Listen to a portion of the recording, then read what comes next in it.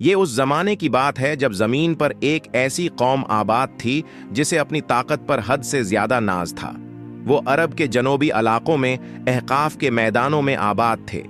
ریت کے وسیع صحرا، بلند ٹیلے اور ان کے درمیان مضبوط بستیاں۔ یہ لوگ قوم عاد کہلاتے تھے۔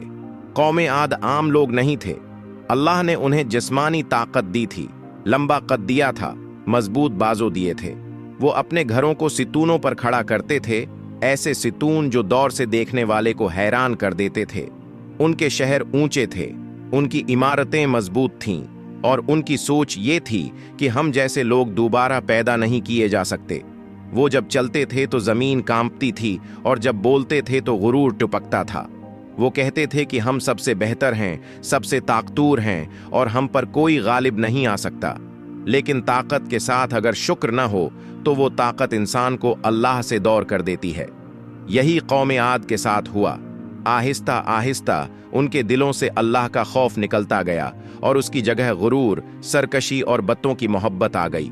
وہ پتھر کے بت بناتے، ان کے آگے جھکتے، اور انہیں ہی اپنا محافظ سمجھتے تھے۔ اللہ نے انہیں اندھیرے میں نہیں چھوڑا۔ انہی میں سے ایک شخص کو چنا جو حسب نسب میں بھی ان میں سے تھا، کردار میں بھی صاف تھا، اور دل میں بھی درد رکھتا تھا۔ وہ تھے حضرت ہود۔ حضرت ہود حضرت نوح کی اولاد میں سے تھے۔ روایات کے مطابق وہ عابر بن شالخ بن ارفخشز بن سام بن نوح کے بیٹے تھے، یعنی وہ اس نبی کی نسل سے تھے جس نے طوفان کے بعد دنیا کو دوبارہ آباد ہوتے دیکھا تھا۔ حضرت ہود کے بارے میں یہ بھی ملتا ہے کہ ان کے بیٹے تھے۔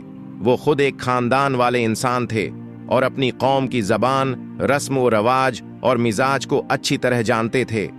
اللہ نے حضرت ہود کو حکم دیا کہ وہ اپنی قوم کو صرف ایک بات کی طرف بلائیں، اللہ کی بندگی اور غرور سے توبہ۔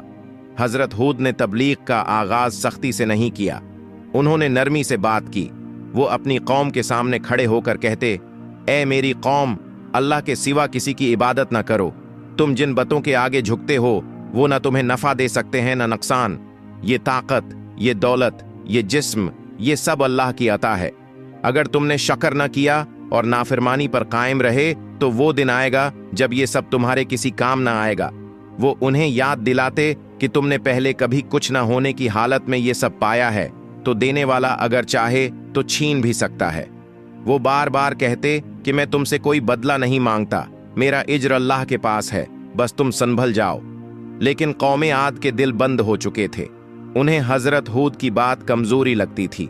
وہ کہتے، کیا تم ہمیں ہمارے معبودوں سے ہٹانا چاہتے ہو؟ کیا صرف تم ہی عقل مند ہو اور ہم سب بے وقوف ہیں؟ اگر واقعی تم سچے ہو تو وہ عذاب لے آؤ جس کی تم دھمکی دیتے ہو۔ یہ صرف انکار نہیں تھا، یہ غرور تھا۔ وہ یہ ماننے کو تیار ہی نہیں تھے کہ کوئی انہیں سیدھا راستہ دکھا سکتا ہے۔ انہیں اپنی طاقت پر اتنا یقین تھا کہ وہ اللہ کے عذاب کا مذاق اڑانے لگے۔ حضرت ہود کا دل دکھتا تھا، مگر وہ مایوس نہیں ہوئے۔ انہوں نے آخری بار کہا کہ میں نے تمہیں اللہ کا پیغام پہنچا دیا، اب تم خود ذمہ دار ہو۔ اللہ نے اپنی سنت کے مطابق فوراً عذاب نہیں بھیجا، پہلے مہلت دی گئی۔ کئی سال تک بارش کم ہوتی گئی، زمین خشک ہونے لگی، کھیت اجڑنے لگے۔ یہ دراصل تنبیہ تھی، مگر قوم عاد نے اسے بھی اتفاق سمجھا۔ پھر ایک دن آسمان پر سیاہ بادل چھا گئے، قوم خوش ہو گئی۔ وہ کہنے لگے کہ یہ بادل بارش لائیں گے، ہماری مشکل ختم ہو جائے گی۔ لیکن وہ نہیں جانتے تھے کہ یہ بادل رحمت نہیں، فیصلہ لے کر آئے تھے۔ پہلی رات جب ہوا چلی تو قوم عاد نے اسے سنجیدہ نہیں لیا۔ رات کے وقت ٹھنڈی تیز ہوائیں چلیں، ریت اڑنے لگی، خیمے ہلنے لگے، مگر وہ ہنسے، کہنے لگے یہ تو بس موسم بدل رہا ہے، کل سب ٹھیک ہو جائے گا۔ مگر وہ نہیں جانتے تھے کہ یہ پہلی رات نہیں، یہ انصاف کی پہلی دستک تھی۔ دوسری رات ہوا اور تیز ہو گئی، ریت آنکھوں میں بھرنے لگی، درخت جڑوں سے اکھڑنے لگے۔ کچھ لوگ گھبرا گئے، مگر غرور نے انہیں ماننے نہ دیا۔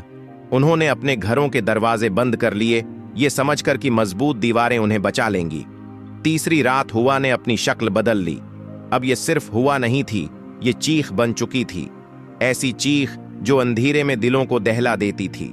بچوں کی چیخیں، جانوروں کی آوازیں، اور ان سب کے اوپر ہوا کا شور۔ اس رات بہت سے لوگ اپنے گھروں سے نکل کر بھاگے، مگر ہوا نے انہیں سنبھلنے کا موقع نہ دیا۔ जिस तरफ भी दौड़े रेत और पत्थर उनके मनह पर लगे। चौथे दिन सूरज निकला, मगर उसकी रोशनी में भी सुकून नहीं था। हवा दिन में भी चलती रही। अब वो हुआ सर्द थी, इतनी सर्द कि जिस्म सुन्न होने लगे। ये आम सर्दी नहीं थी, ये ऐसी सर्दी थी जो जान तक पहुंच जाती है। पांचवें रात तक कौम आद के मजबूत लोग भी थक चुके थे। जिन बाजुओं पर उन्हें नाज था वो कांपने लगे, जिन कदमों पर गुरूर था वो लड़खड़ाने लगे। हवा जब चलती तो लोग जमीन से उठ जाते और फिर जोर से जमीन पर पटक दिए जाते। ऊंचे कद, मजबूत जिस्म, सब बेबस हो चुके थे। छुट्टी रात सबसे होलनाक थी। अब घरों की छतें उड़ने लगे, सितून टूटने लगे। वो महल जिन पर उन्हें फख्र था रेत के ढेर बनने लगे। दीवारें गरें, दरवाजे टूटे और बस्तियां वीरान होने लगे। लोग एक दूसरे को पुकार रहे थे, मगर आवाजें हुआ में दब जाते। कोई किसी को बचाने वाला न था। सातवें रात आई और वो आखिरी रात थी। कुरान कहता है कि 7 रातें और 8 दिन ये हुआ मुसलसल चलती रही। न दिन को अमान, न रात को सुकून। जब 8वां दिन आया तो वहां जिंदगी नहीं थी। जहां कल शौर था वहां खामोशी थी। जहां गुरूर था वहां सिर्फ मलबा था। वो कौम जो कहती थी हमसे ज्यादा ताकतूर कौन है, ऐसे पड़ी थी जैसे खजूर के सूखे तने जमीन पर गरे हों। उनके घर बाकी थे मगर रहने वाले खत्म हो चुके थे। उनकी बस्तियां खड़ी थीं मगर आवाज देने वाला कोई न था। ये अजाब सिर्फ जिस्मों पर नहीं आया था, ये उन दिलों पर आया था जो बहुत पहले मर चुके थे।